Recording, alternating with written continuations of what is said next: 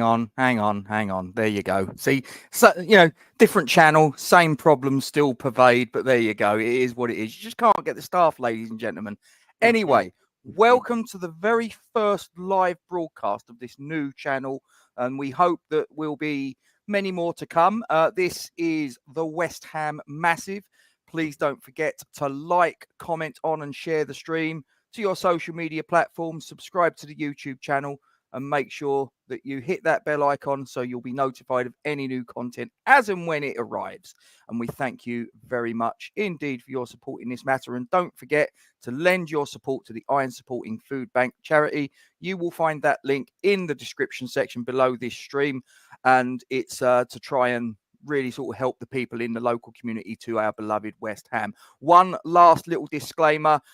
This is obviously an adult program, and if adult language offends, then you might not want to watch any further, because there might be the odd little swear word that comes out either from this direction or from that direction. Who knows? But there you go. We are here, Ben, and for those of you that don't know who that hairy looking person is, that's my younger brother, Ben. I'm obviously Rob, as it says there. And we're obviously here to talk about match day 5 of 38 in the Premier League. West Ham United against Man.City, two of the English teams last season, Ben, that walked off with European honours. Absolutely, mate. Yeah, this is a European Super Cup, shall we say, the real one. Yes. And, I'm looking forward to it based on the start of the season we've had.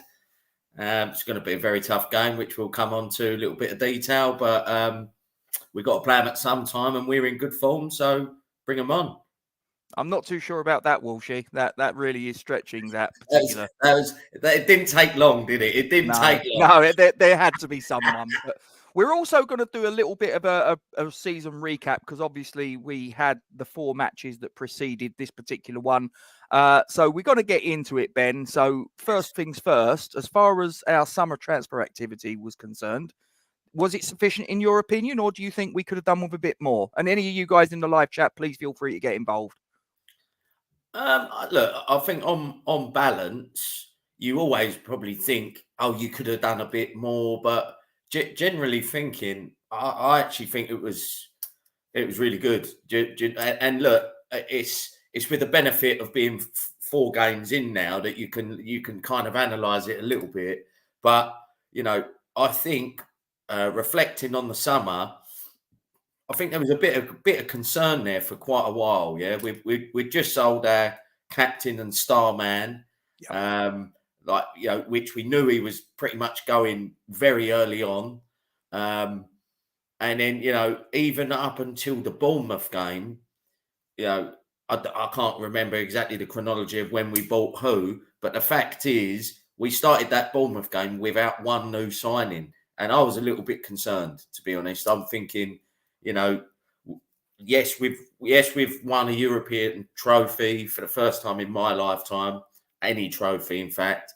But we did struggle in the league, and I think if you're not buying players and getting better, then the other teams are, so you're going to struggle. So I was a bit concerned after that first game, but you'd have to say that looking at the players we've bought in, and to be honest, only 2 of them have played. Do you know what I mean? So it's only Ward-Prowse and Alvarez that have got a look in so far. I mean, we're only 4 games in.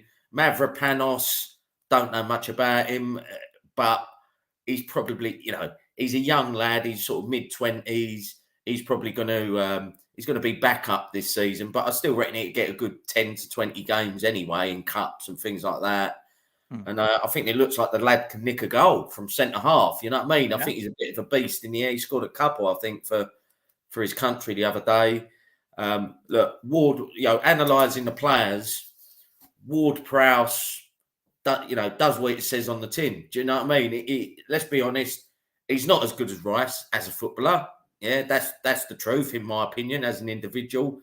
But in terms of output, he will get you more. Do you know what I mean? I think you are guaranteed with Ward-Prowse. You are, if he's fit, which that's another aspect of him as a player, which is good, is that he don't get injured, a bit like Rice, touch wood.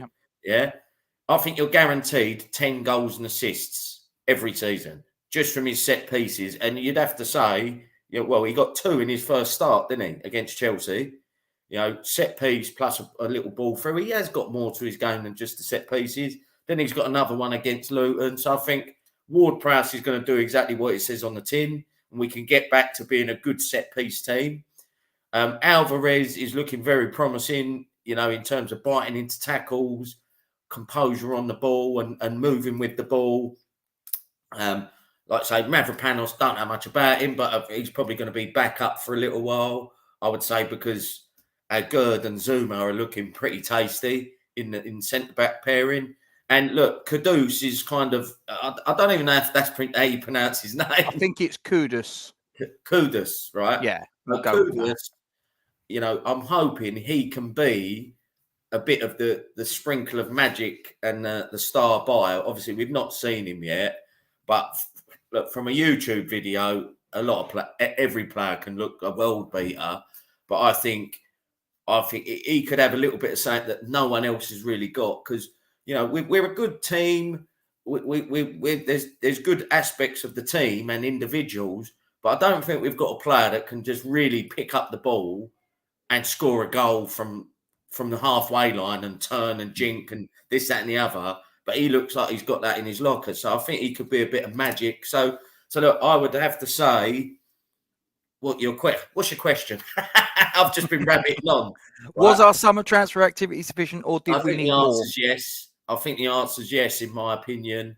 Obviously, we lost Skamaka, but I think, bringing Kudos in, I think it gives us options that I think he can maybe play up top and give Antonio a rest. Or I think if Kudos goes out wide, which is probably his natural position, it gives a bit of scope to put Bowen up top, because I think Bowen is looking like a proper goal scorer now.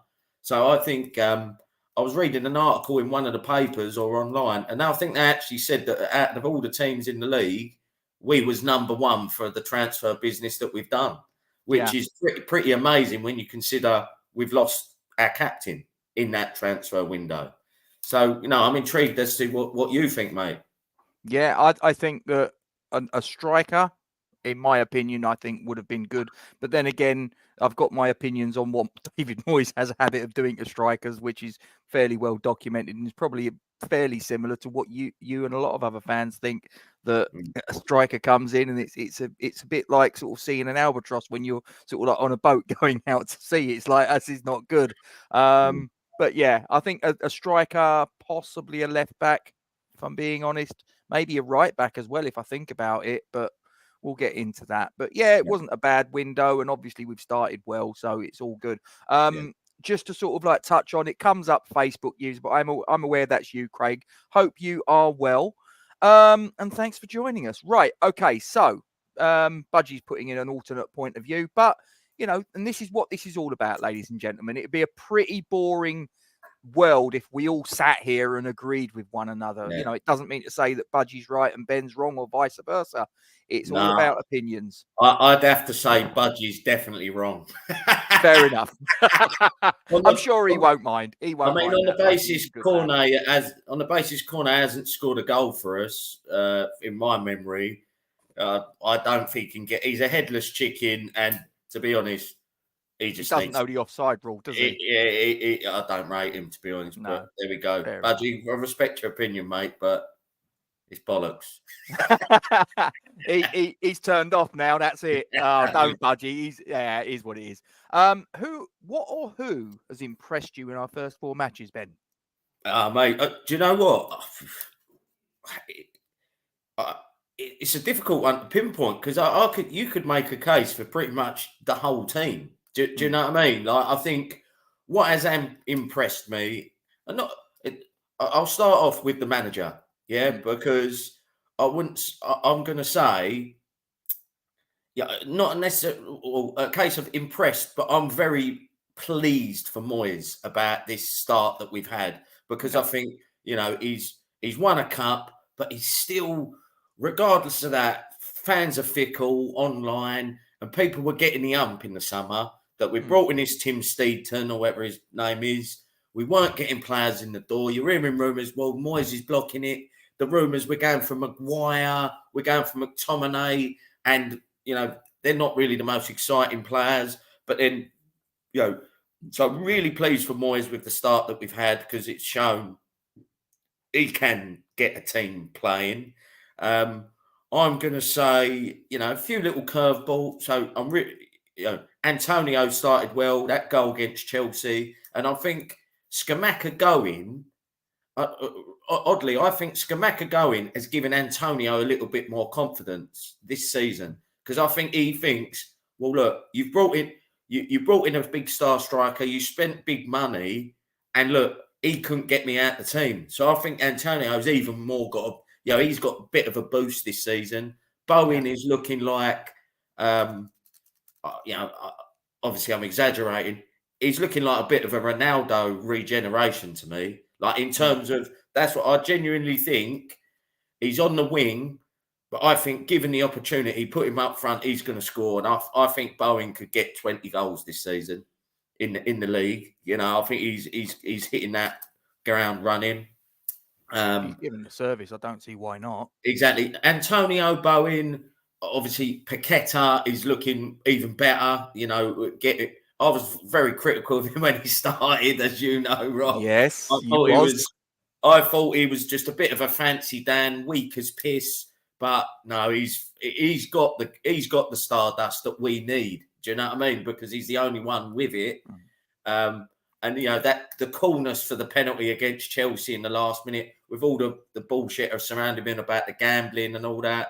But do you know what? I would have to say the two players that have impressed me the most is Emerson.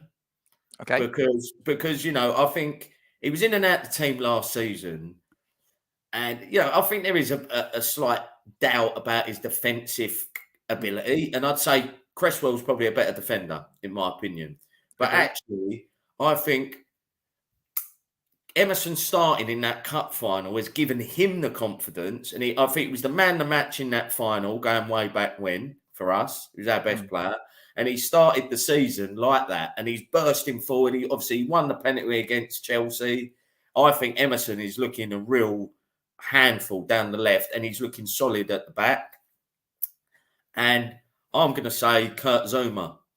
I think my eyebrows went up a little bit when Moyes named him captain, and I don't know if he will be the captain for the rest of the season. But what I will say is, when you sort of analyse it, this is a bloke who's played in European finals. He's got the experience. He plays for France. And I think since he's got the captaincy, that's 3 or 4 of the best performances I've seen of him in a West Ham shirt. I think he's stepped up to the plate. And the last few, the game against Luton, Brighton, Chelsea, there were points in all of those games where we were under the cosh, and we were getting balls thrown into the box, and nearly every one of them was landing on Zuma's head. He got in front of everything. So I'm well impressed with him. But, there's more that I could name, but they're the two that spring to mind. And I'd say the goalie as well. Okay. Areola, I've always rated him, but Fabianski hadn't put a foot wrong. But, at some of the saves Areola's made, especially against Brighton, that is his top goalie. So, I could go through the whole team and make an argument, but I'd say the three that springs to mind are Areola, Zuma, and Emerson. Fair enough. What about you, Robbo? Who's impressed me? I think it goes without saying James Ward-Prowse. I think that his dead ball delivery, even his delivery in open play, I think is absolutely sublime. A real sort of extra weapon for us and going forwards. And I'd say Zuma. I think Zuma has really sort of stepped up to the plate since he's been given the armband. Who else? Yeah, I'd probably go along with you. I think Antonio as well has looked a bit of a handful. To be honest with you, Ben, it's one of those where I think that there's not really anybody thus far that I've looked at and thought isn't putting in a shift. so far. I mean, even Ben Rama, I know he has his critics. I actually like Ben Rama, but I can understand why he frustrates people. His end product can be a little bit wayward at times. He's a little bit erratic, but I think he, in the Brighton game, he played in a good ball for one of the goals. Was Oh, that, absolutely, yeah. it was just like, He come on and made a massive yeah. contribution to the win. Yeah. I'm just going to sort of backtrack just really quickly because I'm aware you were watching via Facebook. Ken, the you can only comment if you've subscribed to the channel for 5 minutes. So if you've not subscribed, you're a naughty boy. Get back onto the YouTube channel, subscribe, but you've got to wait 5 minutes and then you can comment. Other than that, there shouldn't be any reason why you can't comment on the channel. So yeah, no problem at all. Right, let's move on with the recap of the season so far. Are you concerned? I mean, you mentioned Zuma, you mentioned Areola in glowing terms, but are you concerned that we are yet to keep a clean sheet in those 4 matches? It's not saying I've not really, mate. I think look, Luton scored in the last minute, which gives a bit more of a nervous ending that we was looking for. And I think Brighton scored towards the end of the game when the game, generally the game was done. Do you know what I mean? We was 3-0 up. So I think we're looking good defensively. I think Zuma and Agurd seem to be the number one choice, and they're developing a nice partnership. Ogbonna's still doing the business when he comes in. Yeah. And I think as a unit, that's looking a solid unit with Emerson and Kufau being sort of fullback and Areola. So look, I would like to keep a clean sheet, but to be honest, I think what we conceded 1 goal in each game. Yeah. Four goals conceded, which is probably, I haven't analysed that in terms of other teams in the league. That's probably one of the better sort of goals conceded stats, I would have thought. And we haven't lost the game. So, at the end of the day, as long as we're scoring more than we concede, I'm not going to be bothered that we don't keep a clean sheet. I'm just having a look, actually. We've got goals conceded. Man City have conceded 2. Tottenham have conceded 4. Liverpool 3. We've conceded 4. Same as Arsenal. Same as Crystal Palace. But yeah, that's so. There's only really 2 teams that have conceded more goals than us, and that is Liverpool and Manchester City. So defensively, we're not too bad. Yeah, we're not too bad. Like I say, 2 of them we were in like the last minutes when the game was done. Yes. And one of them games, the Chelsea game, we went down to 10 men. So I think I'd like to keep a clean sheet, but I think Moyes and the defensive coaches will be drilling into them that's what we want to do. So, and like I say, Alvarez coming in, he looks like he likes defending. Do you know what I mean? Yes. He wants to. And look, not that we want to harp on about Rice and blah blah blah blah. It's all in the past. But what I'm saying is, I think last season between Souček and Rice, we had 2 players that neither of them really want to sit in front of that back 4 and just sit there and be defensive. Whereas I think with this Alvarez, that's what he wants to do. He wants to just sit there, win tackles, be defensive, and go on a few bursts and runs. So I think it's early days, but the balance of the team is looking really good. Good. 2 more questions on the season thus far. And this was obviously something that was doing the rounds yesterday, because obviously we've submitted our Premier League list of 24 players, and there's a lot of people that are making, 2 and 2 making 4, or is it making 22? I don't know. Do you think Moyes will sign Jesse Lingard? And either way, should he? Well, I get the impression he will, strictly because we're giving, we've got him in. Moyes seems to like him, and on the interview the other day, Moyes is he's going, oh yeah, well, what Jesse done for us, and he scored this amount of goals, and he pretty much got. You can tell it seems like Moyes wants to give him every opportunity to get in, and it. I get the impression that he likes him, and I think I think it's looking likely we'll get a deal. I wouldn't. Do you know what I mean? There's a number of reasons why I wouldn't. Um, I, I think the guy's just a twat. I think he's just a fucking wally, fucking Yeah. prancing around, dancing in the dressing room. I Yeah. feel like we don't need him in there. Like he's a muppet, right? So he done well for us, but then that was 3 seasons ago, Rob. Yeah. Yeah. Yeah. Yeah, you know, he then went back to Man United and done fuck all other than score against us. Yeah. Uh, That's typical. That's yeah, standard. we then wanted him when you know we really wanted him, and then he mugged us off for a whole pre-season. There was a contract on the table, and because Forest offered more, he went there. And all this, they were showing me the love. No, they were showing you the pound note. Don't talk Yeah. bollocks, Yeah. Yeah. right? You know, and he done absolutely zero last season. So, you know, I just think he's not what he was. I think we've got a good squad, and you know, I'd rather see a young lad that coming through from one of our successful youth teams given an opportunity over Lingard. You know, I just You got don't anyone like. in mind? Oh, there's loads, mate. You know, there's loads of attacking talent, like Ollie Scars, George Urphy, Callum Marshall, Codua. Like there's lads there that we'll do a separate one on the youth team. But I just Yeah. think I'm talking from the heart here. Yeah, that I think he's mugged us off. He does all these stupid fucking TikTok videos that I don't like, and I just think we're better off without him. But look, listen, if Moyes brings him in, the reality is, as soon as he bangs a goal in, I couldn't give a fuck. And I'd You'll say, cheer. yeah, I'll cheer. So, you know, anyone who's in the claret and blue, I'll cheer for him.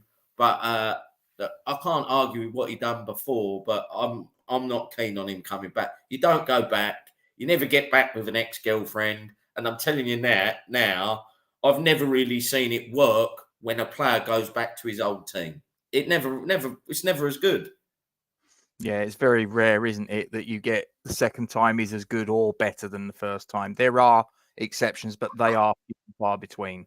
And our So final question. well, I'm interested in your opinion, Rob. Do I you think? don't want him anywhere near the club. No, Do I think he should? No. Do I think he will? Yes. right. Absolutely. You know, I'm same as you. You know, you wouldn't sort of do it if it was your missus. You sort of like she pissed off with, you know, the geezer around the corner, and then sort of like a year later she sort of comes back sort of like cap in hand and whatever. You Tail tell her to between do your one. legs. Yeah. Yeah. But there you I mean, go. yeah. You know, that being said, you know, you don't know what's going on in training, and it could, you know, the fact that he's got to earn a contract, he could be hungry. Like, you know, it looked to me the hunger had gone last season with him, but who knows what he's doing in training? So, you know, you have got to trust Moyes, because I think Moyes has proven that he does know what he's doing. Okay. Final question on the season. Well, this is more sort of like extending into the future rather than what's behind us. What are your expectations this season? It's mad, isn't it, mate? It's mad, isn't it? Like a couple of games, you know, after the first game, I genuinely thought, and I probably put on the West Ham WhatsApp group we're on, like I say, we not one new player started for us. And I was thinking we're going to struggle. Do you know what I mean? Because people are spending money, we're not. And I thought we could be in for a tough season. Fast forward 3 games later, you know, I think the reality is a good season would be challenging for the top 6. Or a very good season, in fact, challenging for the top 6 and going far in the cup competitions. You know, the Europa League and the FA Cup and the League Cup. Do you know what I mean? Let's be realistic. That's the best we're going to hope for, realistically, yeah? Now, but what I will say is momentum and confidence is everything. The fact that we've started this season the longer you're up there in the mix, who knows? Do you know what I mean? Champions League, challenging for the Champions League could be. It's a less than a 5% chance, but I think it is a possibility. Because you can always make Man United have looked absolutely woeful. I'll tell you now. What is the question? What's your ambition for this season? Is that the question? What your expectations? Right, I'm pissed off. Man United being so shit, and they finish above us every season. My expectation is to finish above those absolute the Wankers. Wankers. I want to finish above Man United, and we'll see how we get on. Okay. Here's a question. I'm probably being controversial when I say this. I'm probably sort of like I'm probably poking a bear with a stick when I say this, Ben. But bear with me. I'm not saying I want this to happen, but should it come to pass that we, horror of horrors, finish third in our group in the Europa League, but then go on to successfully defend the Conference League trophy, would you consider that to be successful? Yeah, fucking absolutely, mate. Being I'm 39 years old, Rob, and I've only just seen us win a trophy, a proper trophy. Yeah, so it doesn't. We've come from the Conference League. No way will I turn my nose down at that ever again. I think it's proved that it's a legit trophy. So, I'd like to go further in the Europa League, but as a backup, you'd take that all day long. That would be really good. But it's a competitive league, Rob. I was saying, look, who am I to even really make too much of a comment? I'm chatting to lads at work, Spurs fans. I know I shouldn't be really talking to them. Talk to them, right? But they've lost Kane, and they brought in this Ange Postecoglou. I was saying to them, I think you could struggle. I think you could go down. You've lost your star player, and you're bringing in some muppet from Celtic. And then look, they've started really well. Do you know what I mean? So all of a sudden, you just, you can't odds it. But listen, I think like any West Ham fan, all we want to see is a committed team, some exciting football, and some goals, and everyone putting in a big shift. And that's what we've seen this season. So if we can continue that, we'll have a good season. And if we can have a good run in Europe and the Cups and put a dent into the big boys in the league, then that'd be great. Okay, so now we're going to move on to the City game, Ben. This is probably a really difficult one to answer because they won the treble last season, which has only ever been achieved by one other team in England, Manchester United. They're cross-city rivals. Where will Man City's main threats come from?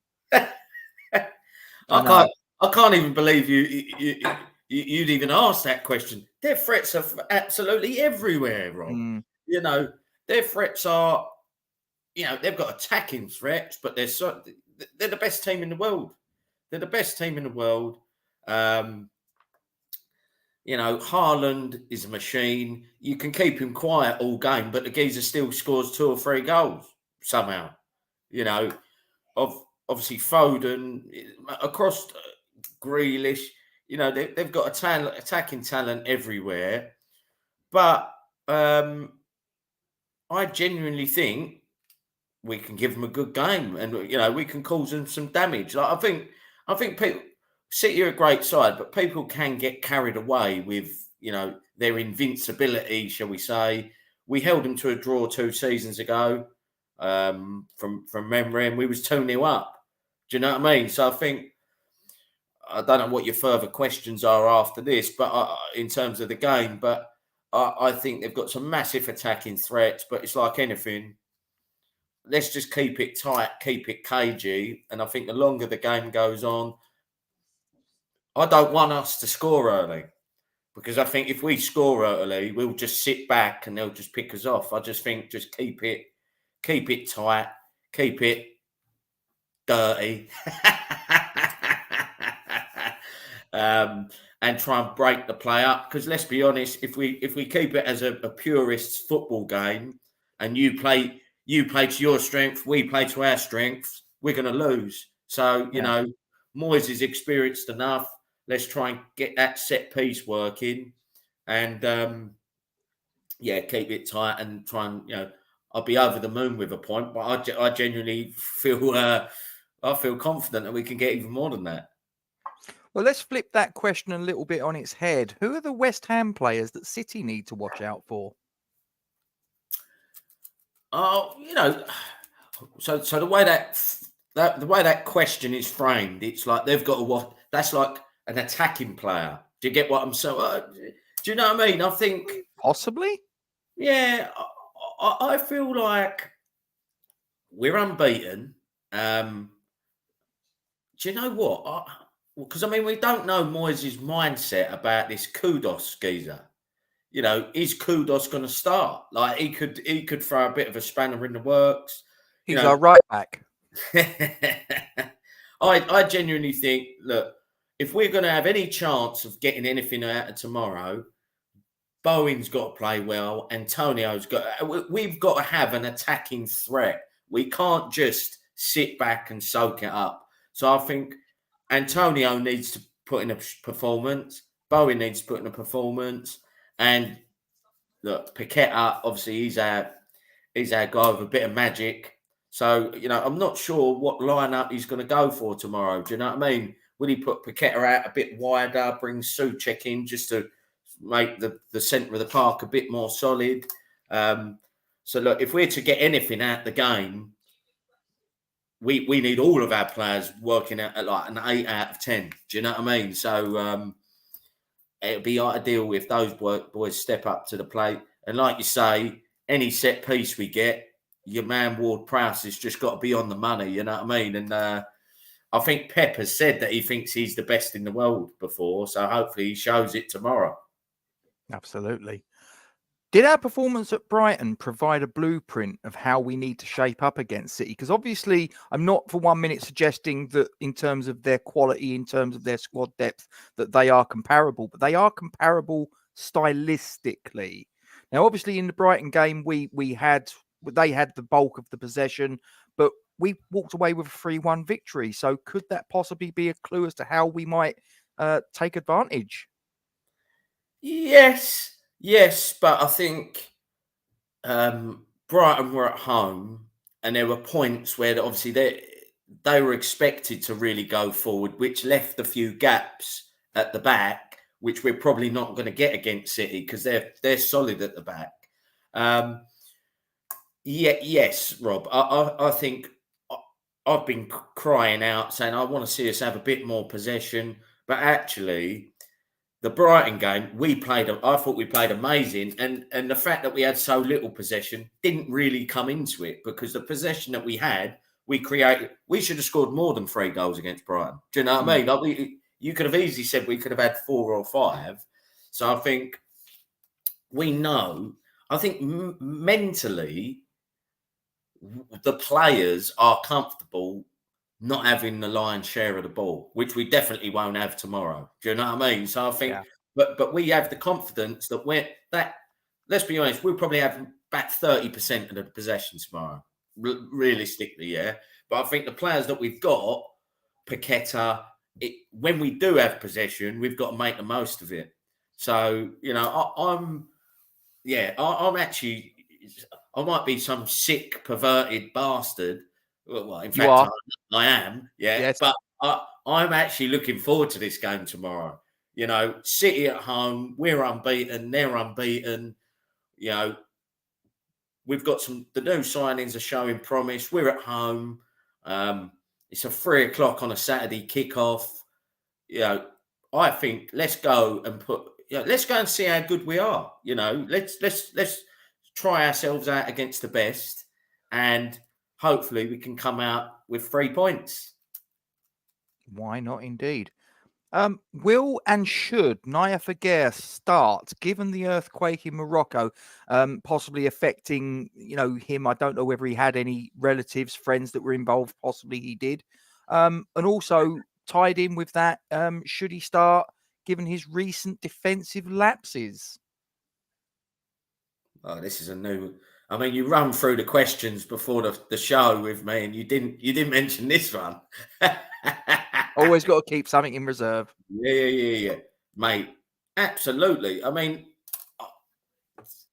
you know, there's been an earthquake in Morocco. Yeah, it's my heart goes out to the people out there. Listen, mate, that's irrelevant. You know, this geezer mentally, that's done. Do you know what I mean? It's unless one of his family's been badly affected or died or whatever, which is a different ball game, which I don't know. But I just think shit goes on in people's lives day to day, everyday life for us, normal people, right? You still get up and go to work, and when you're at work, you don't think about it. I think Aguerd is a professional. When he steps over that white line, everything else is irrelevant and out of his head. He'll put in a good performance. And to be honest, Rob, I'm not too sure what defensive lapses you're talking about. I'm not sure that he's made any. Well, I think there's been a couple of goals that we've conceded. If you watch them back again, where he's not quite been, I believe that he's Right. sort of he's lost a little bit of concentration at crucial moments. Okay. But Yeah. I know that. I mean, like I'm thinking of like the Luton goal, for example. I think if you look at that again, I think and also there was a chance that what was the fella's name? Kent will help me out. The striker, Elijah Adebayo, he had a chance. There was a bit of a mix-up. I think he was culpable. We got away with it. So I'm not sure. I mean, like I say, I've looked at him quite closely at the beginning of this season, and I'm just like, not sure. I'm not sure. And I wonder whether the sort of go on, mate. Sorry. I just wondered whether sort of like, if he was performing like that before this situation, obviously now is that possibly going to be a distraction? But okay, no, that's fine. I mean, Kent makes the point. It's up to him to make the choice. To be honest, mate, I wouldn't have started him against Luton. Yeah, because I think, actually thinking about it, Rob, obviously it was you. So Aguerd could have cost us the game against Chelsea. He's got himself sent off. You know what I mean? A ridiculous challenge when he's on a yellow that he's come out that he didn't need to make. You know, Ogbonna come in and was absolutely solid as a rock for the rest of that game. Fantastic against Brighton. And my view was Ogbonna should have kept his place in the team. People have got, he's 34. So what? Mid-30s for a centre-half. Some of the centre-halves out there, Bonucci, Chiellini, their best football was in their mid-30s. Age is irrelevant, right? Ogbonna, I think, should have started. He didn't. Yeah. So I think that just tells me that regardless of anything, the first choice centre-half pairing is Aguerd and Zuma. And Ogbonna's probably fairly happy to be number 3. But, I wouldn't say that Aguerd's performances or the earthquake in Mexico are enough for him to lose his place in the starting lineup. And I think it'd be very likely he is in that starting lineup. Now, there's a whisper that Vladimir Coufal has got a slight fitness concern. If he isn't fit enough to start, do you think that Moyes will change to 3 centre-backs and give either Ogbonna or Mavropanos an opportunity? Or do you think he'll stay at 4 at the back and bring in either Johnson or Kehrer? I think he will, and my preference would be to keep to the same formation. We've started the season well. I don't think we need to go more like 3 at the back. Stick to what we've done, and I'd bring in. I still like Johnson. I think Johnson can come good. It's a shame. I think his career stagnated last season. He's a young lad. He's not that young. I think he's 23. He still could get better. And Kehrer, I like Kehrer. I think he's got a good delivery on him at right back. So yeah, if Coufal is injured, then I'd just stick one of them two. It's probably a 50-50 coin toss who I'd go with. But yeah, I'd bring either Johnson or Kehrer in, and I think they're both They both do a good job.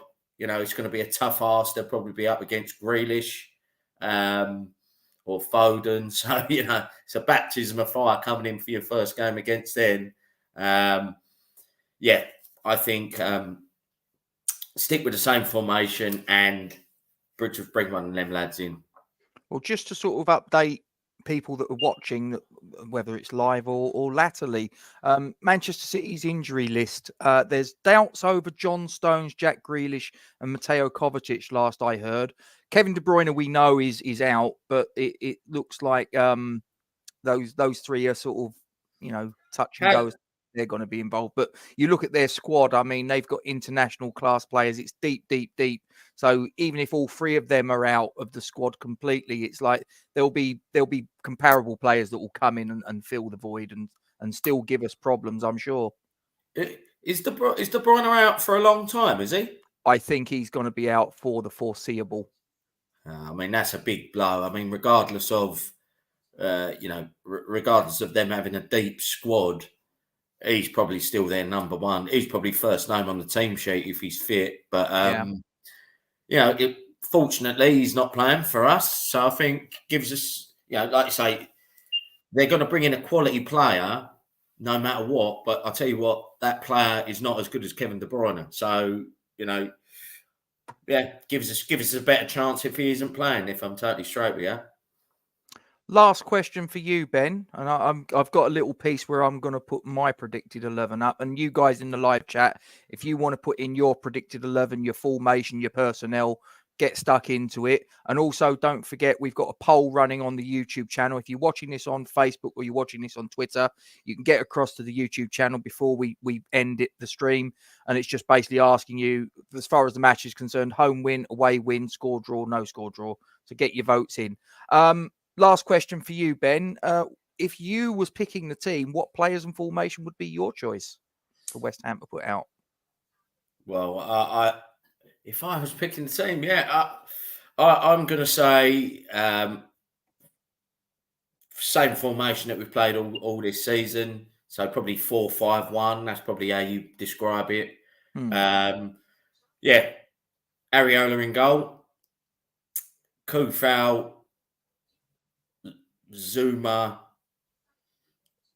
Agerd, and Emerson. I think that's looking a fairly decent back four at the moment, albeit I think it's harsh on Ogbonna to lose his place. Yep. I think I'm going to go for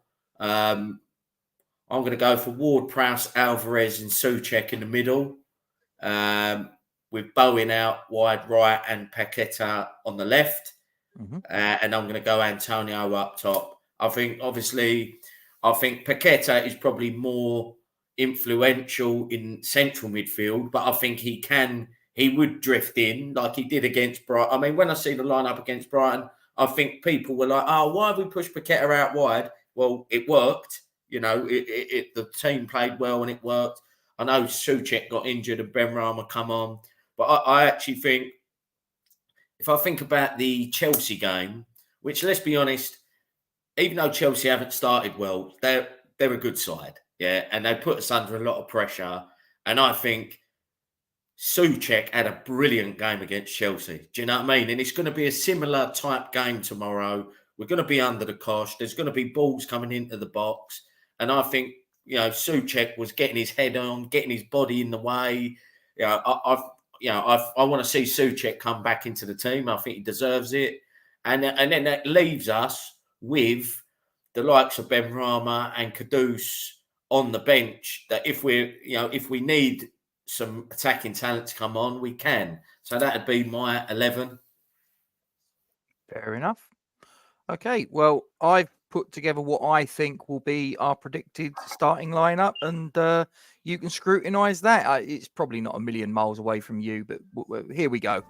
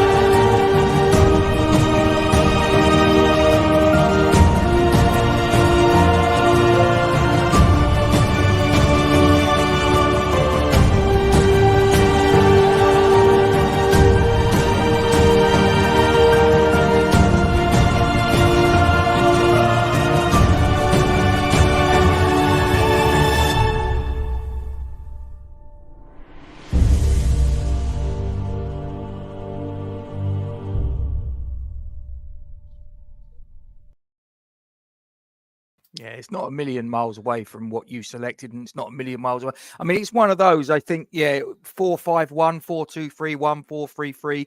It's probably that personnel could be sort of moved around. The one that I wonder about, I mean, as I say, there was a talk about Kufal possibly not being available or possibly not being fit enough to start at the very least.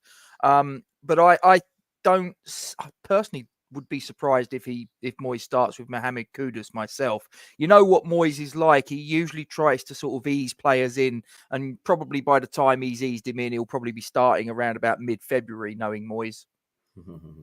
But I think, you're probably right. But I think this guy is, I think he is the real deal. You know what I mean? We ain't bought, I know the Dutch league, I'll say I think he's the real deal. The Dutch league's a difficult one to judge from. Do you know what I mean? I know he might have performed in Europe, but you only got to look at the likes of Anthony, Van der Beek, players that have come from Ajax, where Kudus has come from, and actually been absolute pony. You know what I mean? Yeah. So I think it's been an international break, and I think he's probably been playing for his country. Yes. So he probably hasn't. Moyes ain't been with him every day to see how he's doing. So I think the likelihood is Kudus don't start or Kudus. I mean, the only difference is, Rob, that you've put Ben Rama in for Souček, and Yes. and I just think playing against City will be a bit more solid in the middle of the park if Souček's in there and Paqueta's out wide and roaming around a little bit more. A little bit of good news for you, Ben. 70 minutes, and it's 5-0 to the West Ham under-21s against their Celtic opposite numbers. Yes! Can't be bad. Get in. Right, I think we're pretty much at the end of the broadcast. Is there any final points you want to make before we knock it on the head, bruv? Yes, well, just one prediction for the game. Go for it. I could sit on the fence. Look, put it this way: I'm never going to say I think we're going to lose. Yeah, so that's regardless of we're playing the best team in the world, it don't matter. And I could sit on the fence and say, I think a point. No, I actually I've got a feeling we're going to do them. Yeah, we're going to do them 2-1.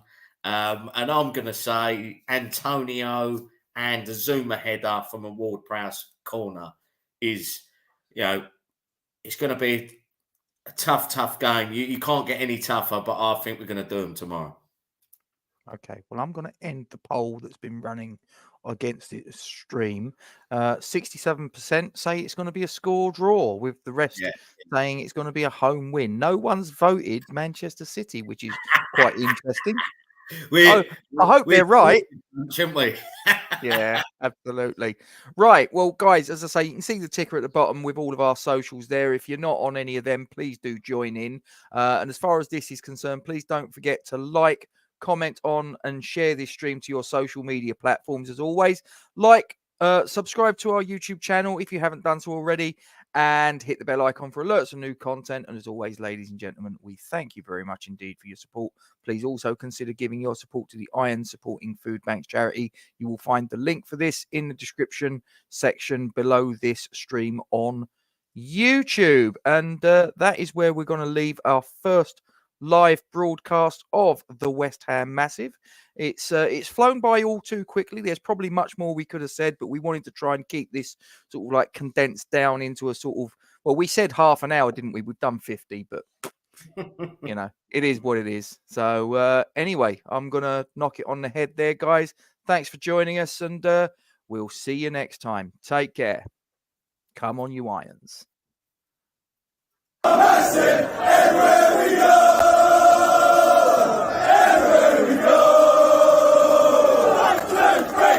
West Ham are massive, everywhere we go. West Ham are massive, everywhere we go. Everywhere we go. West Ham are